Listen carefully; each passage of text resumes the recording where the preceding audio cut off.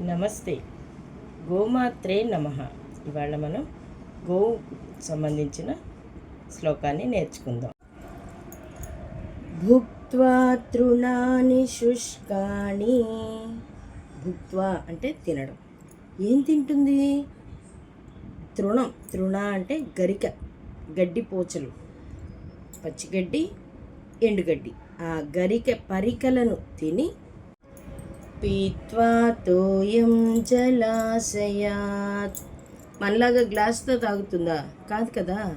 పీత్వా తోయం జలాశయాత్ అంటే ఆ నదులు, చిన్న చిన్న చెరువులు, పిల్ల కాలువలు అట్లా ఉంటాయి. మనకి ఊళ్ళల్లో ఉంటాయి కదా చిన్న పిల్ల కాలువలు. అలాంటి చోట నీళ్లు తాగి దుగ్ధం దదాతి లోకేభ్యః.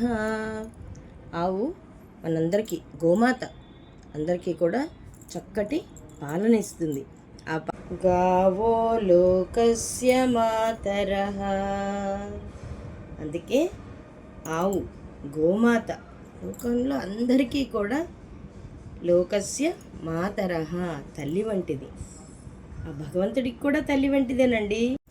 అన్ని మంచి గుణాలున్న గోమాతను కాపాడుకోవడం మన కర్తవ్యం. పిల్లలకి ఇప్పటి నుంచే, చిన్నప్పటి నుంచే వాళ్ళకి నేర్పాలి. మన సనాతన ధర్మం యొక్క విలువలు, విశేషాలు తెలియచేయాలి.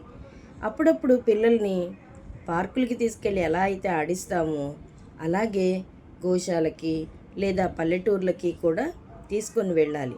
పిక్నిక్ అని ఎక్కడెక్కడో ఊటీలు, కొడైకెనాలు తీసుకెళ్లే కన్నా ఇలాంటి పల్లెటూరి వాతావరణాన్ని పరిచయం చేయాలి. పచ్చటి పొలాలు, తెల్లటి ఆవులు, ఆ పాడి పంటలు, ఆ చల్లగాలి, ఇలాంటివన్నీ కూడా పిల్లలకి తెలియచేయాలి. అప్పుడప్పుడు గోశాలకు తీసుకెళ్ళి గోగ్రాసాన్ని తినిపించడం, ఆ గోవుకి చిన్న చిన్న పరిచర్యలు చేయటం, ఇలాంటివి కూడా మనం పిల్లలకి నేర్పించాలి. అప్పుడే మన సనాతన ధర్మం యొక్క విలువలు పిల్లలకి తెలుస్తాయి. గోమాత్రే నమః.